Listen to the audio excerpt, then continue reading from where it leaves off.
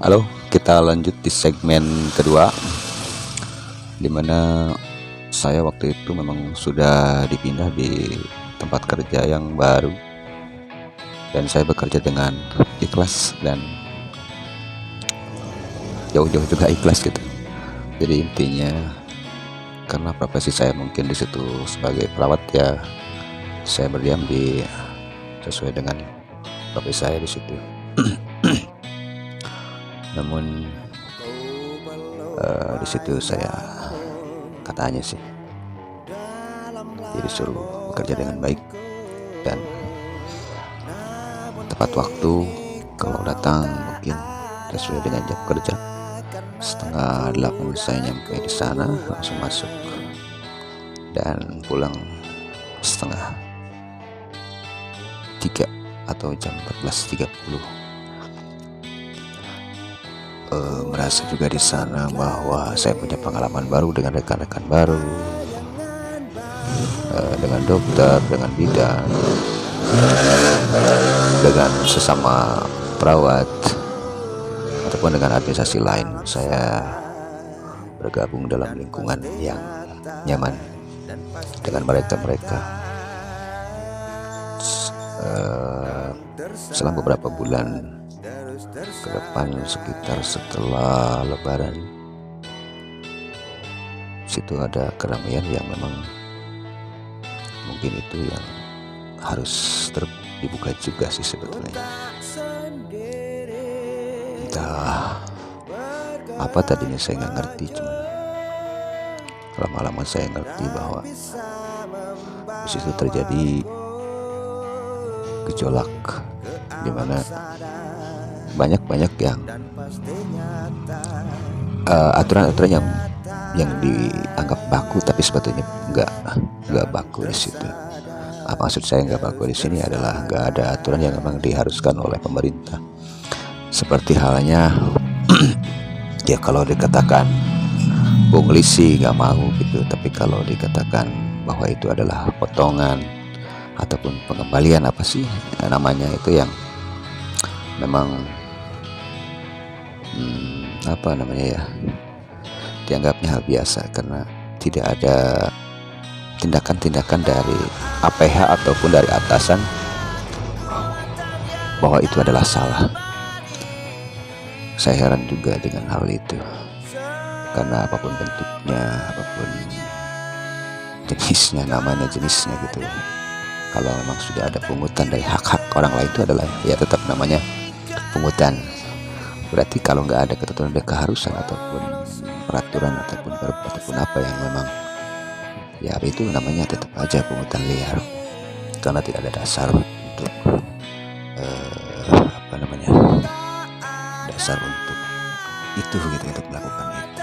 Walaupun memang dalam segi kemanfaatan itu, anggaran itu untuk katanya sih untuk kemaslahatan dan kekurangan yang ada di puskesmas. Nah, tetapi itu kan menyangkut hak pribadi sebetulnya. Setelah itu mungkin saya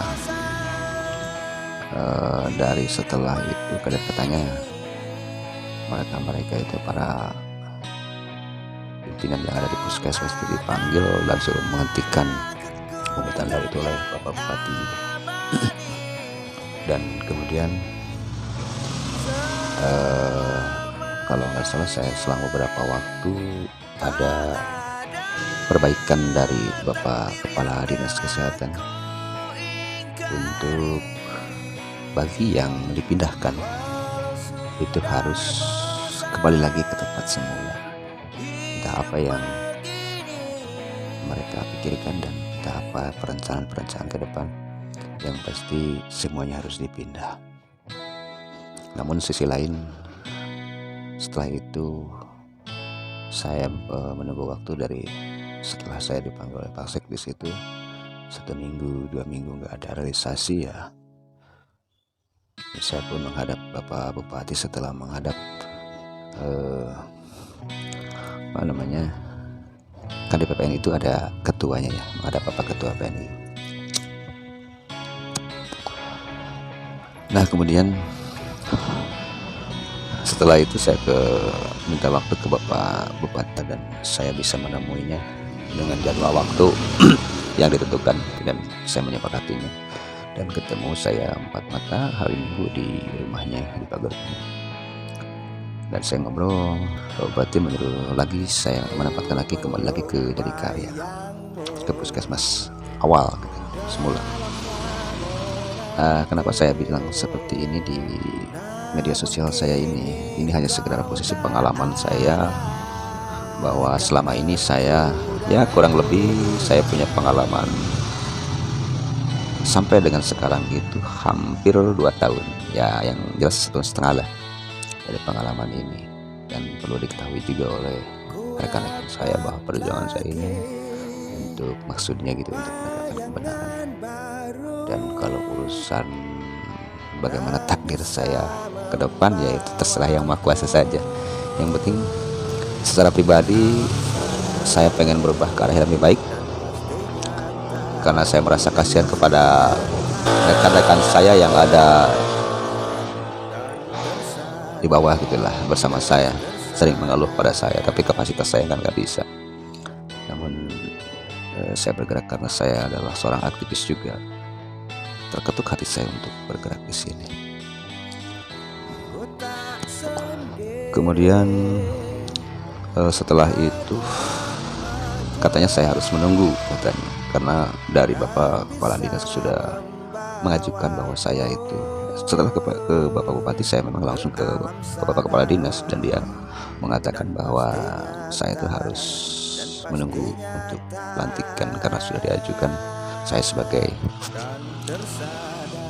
kepala tata usaha di puskesmas. Nah, di sini saya menunggu lama juga sih, lumayan dari target pengajuan itu, hingga saya dilantik itu pada tanggal 11 September. Kan itu ada open bidding, dan memang saya diharuskan untuk ikut di open bidding itu. Alhamdulillah saya dilantik di sana bersama rekan-rekan semua yang ditempatkan masing-masing di yang kosong. Nah, mungkin itu riwayat saya sampai sekarang ya. Mungkin saya sudah di puskesmas Jatikarya, puskesmas awal itu sebagai kepala tata usaha, dan mohon doanya pada semuanya saya bisa bekerja dengan baik. Dan kalau kan memang itu menjadi bukan hadiah ya, namanya kalau ASN itu tidak boleh ada hadiah dan menerima hadiah, tapi mungkin itu karena kesepakatan bersama, bukan hadiah. Nah, selanjutnya dalam perjalanan itu banyak hal yang harus digarisbawahi setelah saya menceritakan pengalaman saya, bahwa di situ banyak terjadi permasalahan-permasalahan yang sifatnya kompleks di instansi dinas kesehatan ataupun di dinas-dinas lain kayak dinas pendidikan, kayak banyaklah dinas lain yang memang permasalahannya itu bukan permasalahan yang biasa terjadi hal-hal seperti itu, karena memang sifatnya akan mengarah ke personal juga, dan akan mengarah ke kesepakatan itu dan peraturan-peraturan itu juga yang dibuat oleh para pejabat semuanya, segala peraturan pemerintah daerah dan peraturan bupati juga, sehingga akan kalau tindakan yang memang kurang baik itu mengakibatkan berseberangan dengan peraturan itu. Nah, apa peraturan-peraturan itu ya kita tahu semua, karena di situ sudah dijelaskan bahwa aturan-aturan itu memang harus diikuti dan harus diterapkan dalam kehidupan sehari-hari di tempat kerja. Budaya kerja maksudnya, budaya kerja, bagaimana cara budaya kerja yang baik. Justru kita semua harus belajar di situ. Berikut saya juga harus belajar di situ, kita sama-sama. Dan inilah harus saling mengingatkan antara rekan satu sama lain, hingga tidak terjebak dalam apa ya, kalau dikatakan jurang kenistaan ya, maksudnya kita terjebak dalam kesalahan dalam menerapkan itu. Dan Saya harap posisi mungkin ada kesamaan dan menciptakan suasana yang aman, amanah, apalagi banyak sih biar kita nyaman. Kalau memang sudah dibiasakan seperti itu ya bakal terbiasa juga.